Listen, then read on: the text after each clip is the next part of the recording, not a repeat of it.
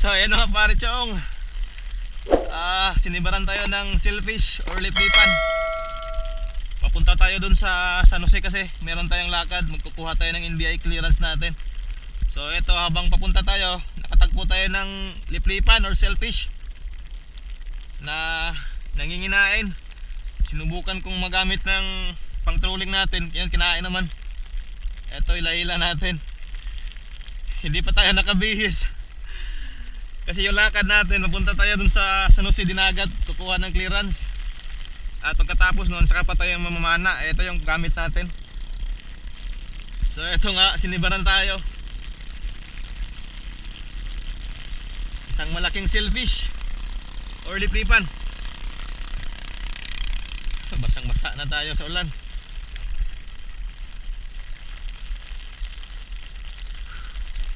Sana hindi makawala.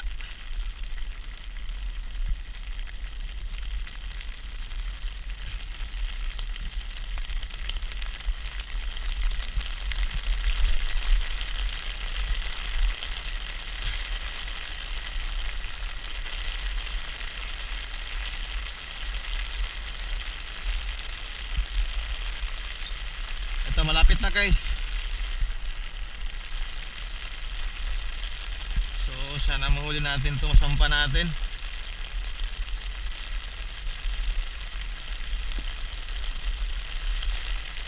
Ito, aroy ka.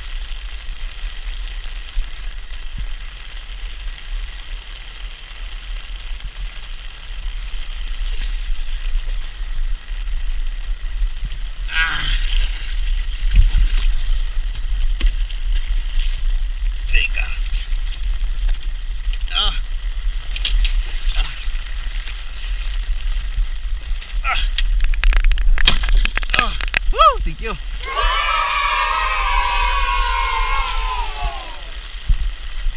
Yun. Ang laki. Nasa mga 8 kilo siguro or mga 10 kilo. Salamat Lord. Woo! Thank you Lord. Napasampa natin. Eto, malakas pa yung ulan. Nagpapag na yung camera natin. Woo! Tara, patuloy tayo dun sa lakad natin. Tapos tapos nun, mamamana na tayo. Ito yung decoy natin. Wow, decoy natin. Maghahan tayo ng tangigi. Alright guys, ayan, andito na tayo sa San Jose Dinagat. So ito yung pakay natin, nakuha na natin. Itong NBI clearance natin. Sa mga nagtatanong kung para saan ito, hindi ko napapakita, umuwan. Sa mga nagtatanong kung para saan ito, para kasi doon sa pagtitake ko ng board exam. Planning kasi ako na mag-take ako ng board exam ngayong February 2026 para sa licensure namin sa criminologist. Sana papala rin tayo na pumasa sa exam. So galing na tayo doon, saglit lang tayo, nagkuha na lang tayo ng NBI natin. Eto, yun yung isda natin. Hihi, ayusin natin yung lure natin. Itong pang trolling natin guys, baka makakita pa tayo ng shellfish or liplipan. Ito yung pain natin, laki-laki na, mga 8 kilo siguro to, 10. Yun yung pain natin. Ito, pumulupot. So dun nga pala guys, sa mga nagtatanong kung saan tayo nakakuha ng camera na ginagamit natin ngayon, ito po ay galing sa tropa nating Spero, si bro Craig Acusar.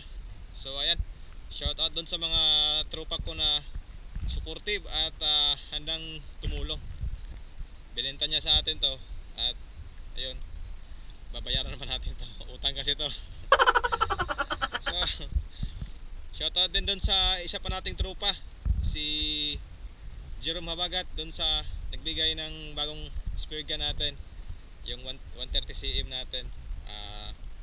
roller type yung trigger mechanism, tapos double band for 10mm. Yung shafting naman nun is 6mm. So, at shoutout din sa isa pa nating tropa, si Jomar Galion, si aka si GRG Adventure. Siya ang gumawa nitong ating shafting na double flapper. Yung isa kasi natin, yung luma natin, ayun, nabebend na. Kunting maliit lang na isda, nabebend na. Hindi na hindi na magandang gamitin. So ito na yung gamit natin. So shout out sa mga tropa ko na supportive. So tara na, bihis lang tayo, tapos magdadive na kagad tayo. Let's go! Pagkatapos kong magbihis guys, ito lumusong na rin ako. Kaso hindi ako nagtagal dahil sa sobrang labo ng dagat.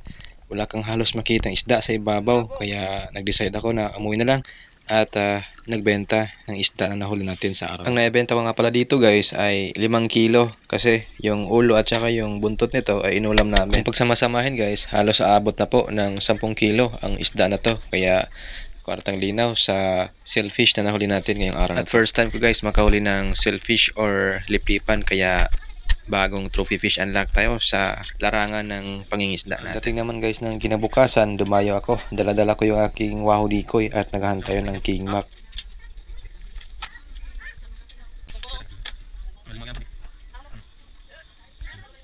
Alright mga pare chong, welcome back po muli guys sa ating spur fishing. So balik na tayo dito sa ating hanap buhay. Meron na tayong camera na ginagamit. So ito yung dito natin. Kahapon nakahuli tayo ng isang shellfish or liplipan kung tawagin sa amin. So ngayon susubok tayo dito guys sa hinatuan ulit. Andito tayo sa hinatuan. Ito yung napagpanaan ko ng king mac dun sa previous na update ko, kung saan wala tayong camera ng dala. Nakatatong piraso tayo ng king mac dito.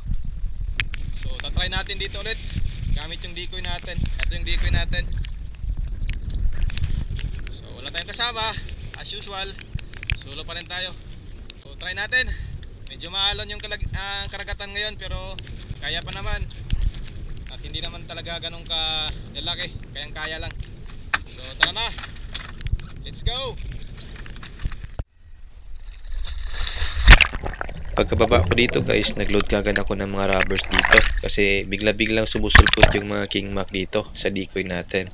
At itong pana nga pala natin guys ay direct tayo itong nakatali dun sa buya natin para in case na maubusan tayo ng line sa reel natin, meron pa tayong reserba na nakatali sa buya. Ganito din guys ang ginagawa ko dun sa previous update ko kung saan nakahuli tayo ng 3 pirasong king mac. Nag-aabang lang po tayo sa ibabaw hanggat sa may king mac na lalapit sa decoy natin at saka pa tayo magdadive. At eto nga, sa unang dive natin, unang isda na lumapit sa decoy natin ay 2 badlon or spotted trevally. At eto, pinana natin yung malaki.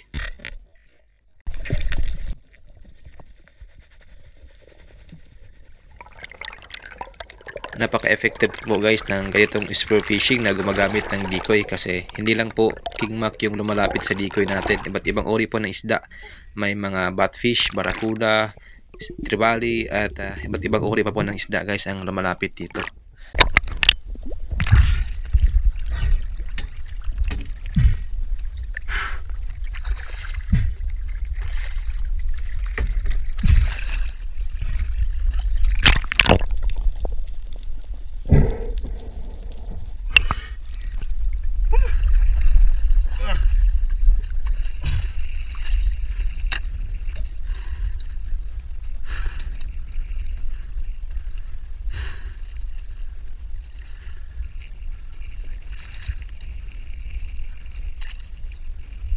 Udah isda. Isang badlon.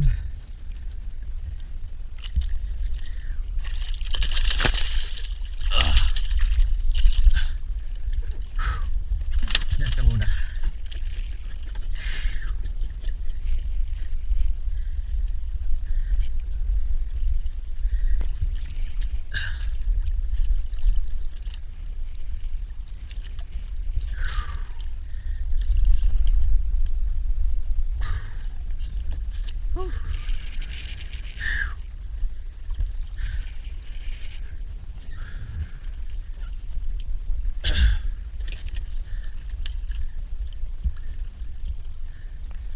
Good size na. 2 kilo.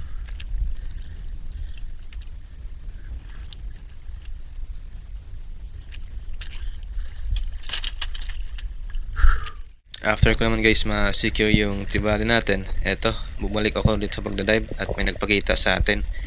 2 beses tayong pinakitaan ng King Mac dito. Kaso, maiilap yung mga isda at ayaw magpahuli sa atin. Kaya hinayaan ko na lang at hanggang sa makatagpo ulit tayo ng King Mac at napana natin ito dahil napakaamo ng King Mac na to.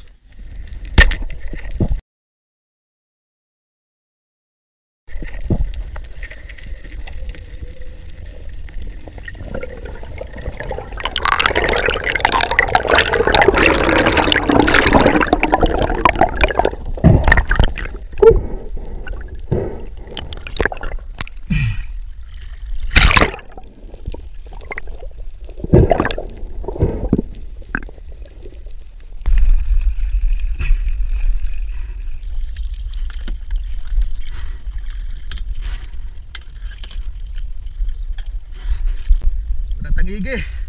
Sayang kanina may dumaan na tangigi, 3 piraso, tapos yung una na isa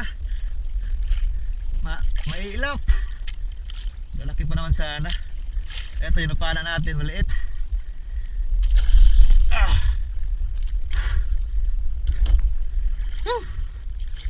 Maliit itong napala natin. Pero goods na to.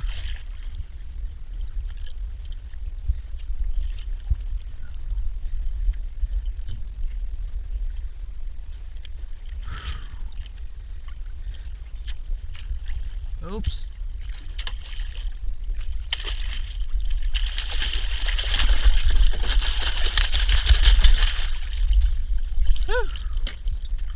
Ito. 2 kilo.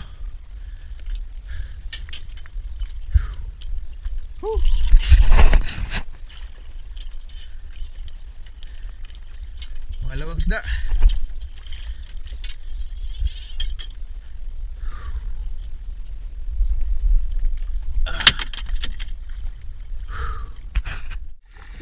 Sa di naman katagalan guys, may nagpakita ulit isang rainbow runner. Good size na. Kaya lang, inala tayo dito. Hindi tumagos yung shafting natin sa sobrang layo ng isda. Hindi tumagos.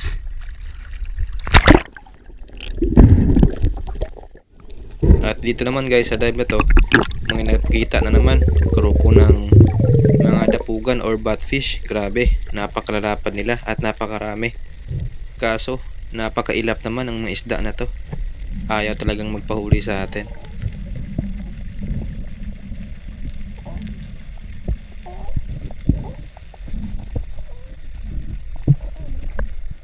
Guys, uwi na tayo mga parachang, wala na nagpakita. Wala na lumapit sa decoy natin. Naka2 piraso lang tayo, isang King Mac, isang tribali. Sayang yung King Mac kanina. May lumapit na 3 piraso, hindi ko napansin kaagad, malabo kasi yung dagat. Huli ko na napansin, papalayo na yung King Mac. Tapos yung isa kanina, yung unang nagpakita sa decoy natin, mailap naman.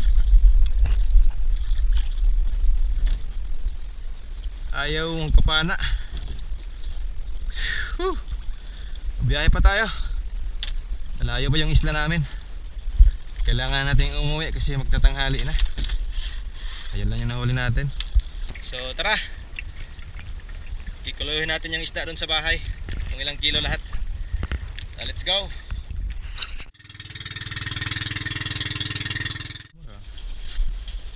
Langog mo na, sari mo yun. Tira po. Tangigi. Tangig. Nga, isarate. Sobra kilo, dati ba nga? Okay rin. Hamon ka mo. Sorry, Jory, madam. Ay, Saan ba siya baho-baho? tangigi daw. Ha? Tangigi. Tangigi. Tangig. Tangigi. Bising talaga po. Tangig. Oo. Kilo? 75.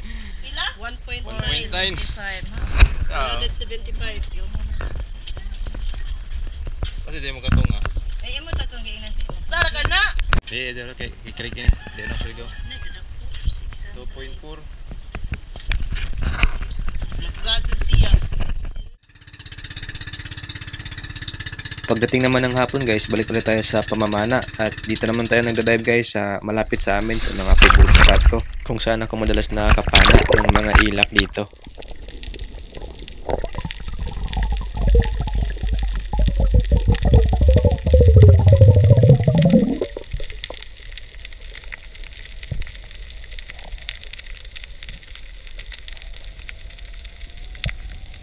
Pagkapwesto ko nga dito guys, nagpakita kagad at lumapit itong napakaamo na ilak at malaki na rin ang isda na to. Halos umabot na po ito ng 2 kilo. Kaya unang isda, kapalit ay pera kagad.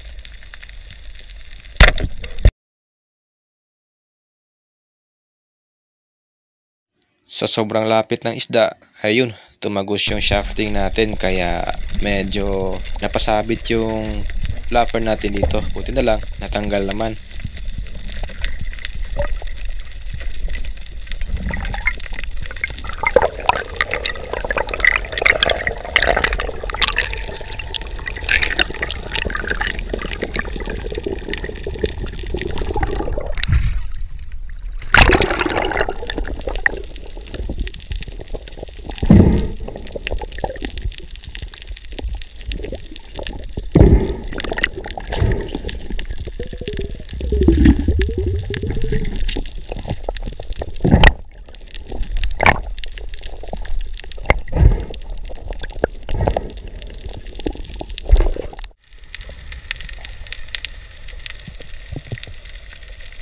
Sa sumunod na pag-dive naman natin dito guys, pag-ambush ulit yung ginawa natin dito. At pagkapwesto ko nga dito, nagpakita kagad itong ilak. Malaki na sana. Kaso, medyo nalito ako dito dun sa isa na nasa baba natin. Meron kasing mas malaki na nasa likod nila. Kaya hindi ko muna pinana at hanggang sa naubusan tayo ng hangin, hindi ko na lang pinilit na hintayin yung isda dahil malalim yung spot na to.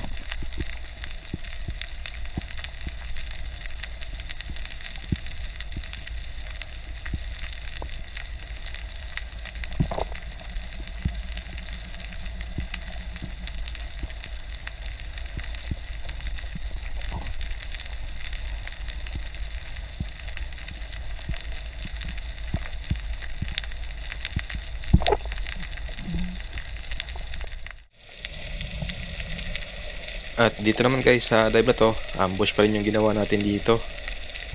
Pansin ko kasi may mga ilak doon sa unahan na nagkukumpulan. At hanggang sa lumapit ito sa atin kaya nakapili tayo ng isang piraso dito.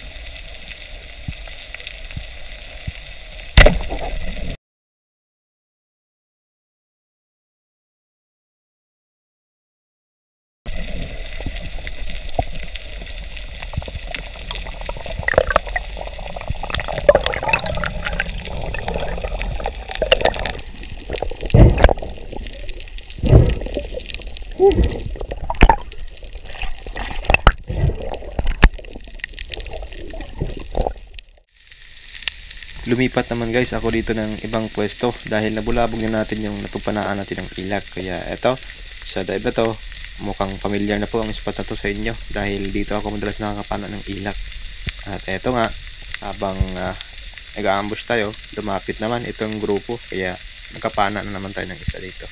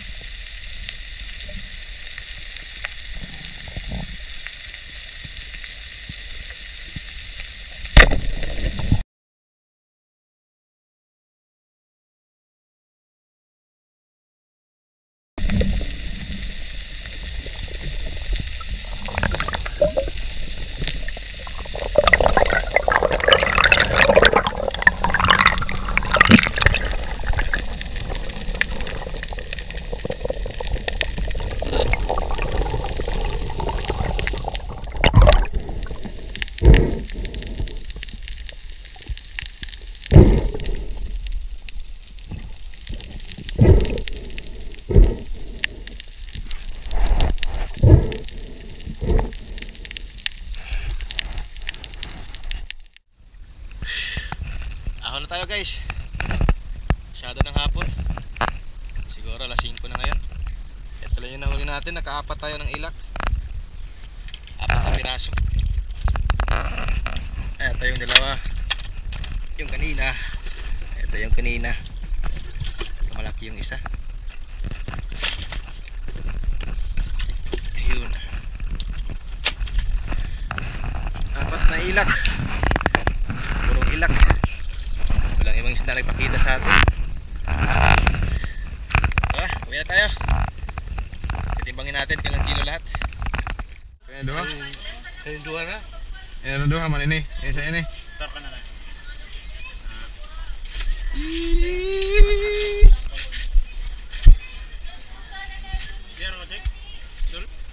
Di na sa kuan. Manilami. Anay.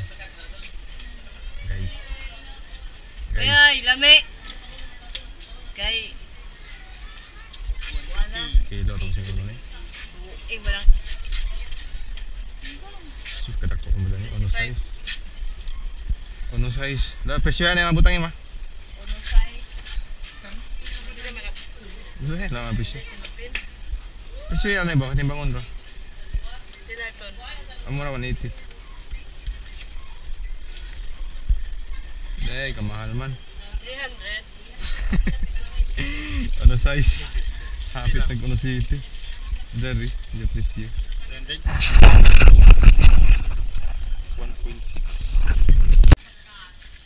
300 makuha 200 makuha.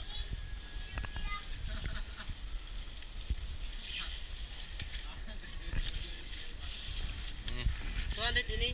200 200 to. Oo. May 200. Ini 300